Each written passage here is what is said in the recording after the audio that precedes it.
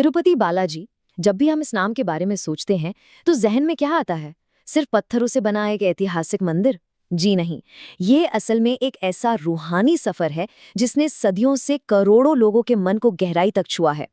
आज के इस विश्लेषण में हम एक तीर्थयात्री की नज़र से तिरुपति के उस अनोखे अनुभव को समझने की कोशिश करेंगे।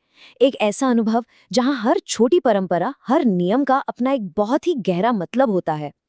यहाँ आने वाला इंसान सिर्फ दर्शन करके वापस नहीं लौटता, बल्कि वो एक ऐसे बड़े ब्रह्मांडीय चक्र का हिस्सा बन जाता है जिसे शायद पूरी तरह से शब्दों में बयान करना मुमकिन ही नहीं है।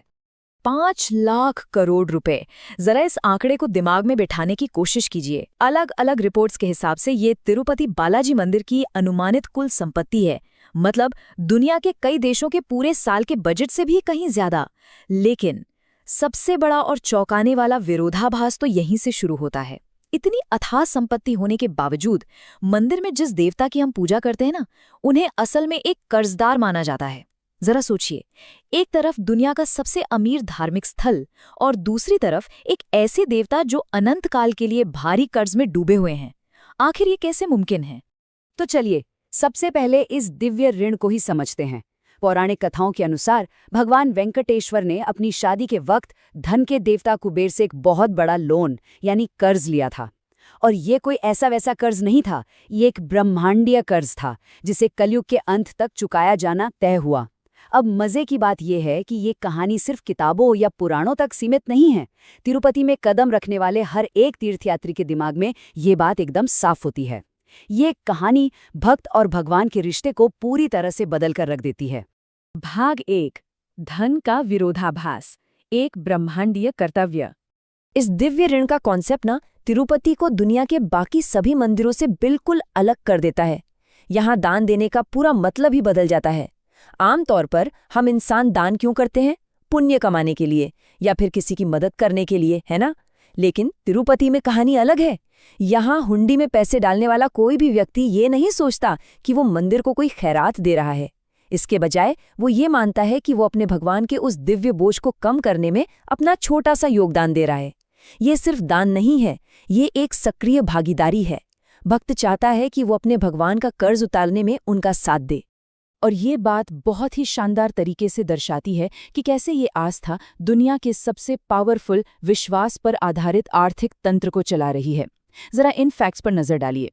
रिजर्व में 11 टन से भी ज्यादा सोना, हजारों एकड़ जमीन और हर महीने करीब 300 से 400 करोड़ रुपए का डोनेशन।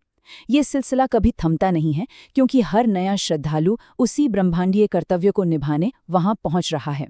दान बढ़ता जा रहा है और आस्था और भी गहरी होती जा रही है। भाग 2, केशदान, परम समर्पण। अब भौतिक संपत्ति से थोड़ा आगे बढ़ते हैं। बाल हम इंसानों की सुंदरता, हमारी पहचान और हमारे अभिमान का कितना बड़ा हिस्सा होते हैं। जब तिरुपति में रोजाना हजारों लोग अपने बाल मुंडवाते हैं तो वो सिर्फ एक रस्म पूरी नहीं कर रहे होते, वो असल में एक बहुत ही गहरे मनोवैज्ञानिक अनुभव से गुजर रहे होते हैं। वो अपने रूप, अपनी सांसारिक पहचान और सबसे बढ़कर अपने अहंकार को वहां छोड़ रहे होते हैं। ये अपने आप में पूर्ण समर्पण का एक जीता जागता सबूत है, जहां इंसान ये मान लेता है कि भगवान के सामने उसकी अपनी कोई अलग हस्ती नहीं है। लेकिन आस्था का ये जो भावुक कदम है, ये सिर्फ जमीन पर गिरे बालों तक ही सीमित नहीं रहता। ये असल में एक बहुत ही प्रैक्टिकल और वेल ऑर्गेनाइज्ड सिस्टम का हिस्सा बन जाता है। जो बाल दान किए जाते हैं उन्हें बाकायदा वैज्ञानिक तरीके से साफ किया जाता है, अलग अलग कैटेगरी में बांटा जाता है और फिर इंटरनेशनल मार्केट में भारी डिमांड के चलते इन्हें हेयर एक्सटेंशन के लिए बेचा जाता है। इससे जो करोड़ों का फंड आता है उसे वापस मंदिर और समाज के कल्याण में लगा दिया जाता है। मतलब एक भक्त का रूहानी समर्पण सीधे तौर पर समाज के भौतिक कल्याण की वजह बन जाता है ना कमाल का सिस्टम? भाग 3, गर्भगृह, अनदेखे का अनुभव। इन सब बाहरी चीजों के बाद जब एक श्रद्धालु उस गर्भगृह के पास पहुंचता है ना, जो इस पूरे मंदिर का दिल है, तो माहौल एकदम बदल जाता है। यहाँ सारा लॉजिक पीछे छूट जाता है। ऐसे दावे किए जाते हैं कि अंदर हमेशा पंखे चलने के बावजूद पत्थर की उस मुख्य मूर्ति से लगातार पसीना आता है, जिसे बार बार पूछना पड़ता है। कुछ लोगों ने तो गर्भगृह के पास समुद्र की तेज लहरों जैसी एक गहरी गूंज सुनने का अनुभव भी बताया है, एक ऐसी आवाज जो किसी भी मशीन में रिकॉर्ड नहीं हो पाती। मूर्ति के बालों के बारे में कहा जाता है कि वे असली हैं और रोजाना अभिषेक के बाद भी कभी उलझते नहीं। और एक बहुत ही रहस्यमयी बात, भगवान की आंखें हमेशा थोड़ी सी ढकी रहती हैं। माना जाता है कि उस दिव्य ऊर्जा के तेज को कोई भी आम इंसान सीधे अपनी आंखों से बर्दाश्त नहीं कर सकता।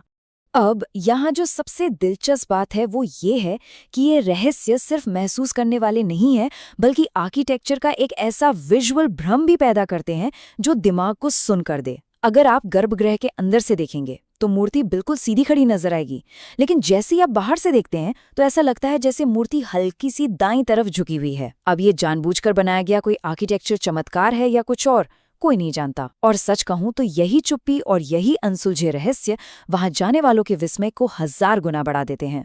भाग 4 कलयुग का वैकुंठ, अनसुलझे रहस्यों की शक्ति। तो यहाँ समझने वाली सबसे अहम बात यह है कि ये जितने भी रहस्य हैं या जो अनसुलझे सवाल हैं, वो इस सिस्टम की कोई कमी या फ्लॉ नहीं है।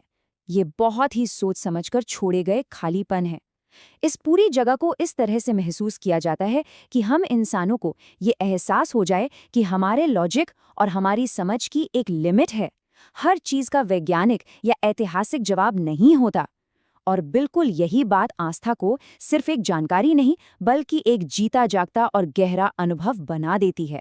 तो इस पूरे विश्लेषण के अंत में एक बहुत ही गहरा सवाल हमारे सामने आता है। क्या ये रहस्य वाकई सुलझाए जाने का इंतजार कर रहे हैं या फिर इनका असली मकसद ही हमें समर्पण करना सिखाना है? तिरुपति जाकर कोई जवाब नहीं ढूंढता, बल्कि वहां जाकर इंसान नतमस्तक होना सीखता है। शायद इन रहस्यों से पर्दा कभी पूरी तरह से नहीं उठेगा, क्योंकि इनका काम हमारी जिज्ञासा को शांत करना है ही नहीं।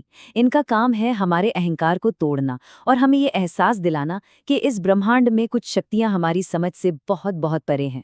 उम्मीद है आज की इस चर्चा ने आपको इस प्राचीन और अद्भुत परंपरा को एक बिल्कुल नए नजरिए से देखने का मौका दिया होगा।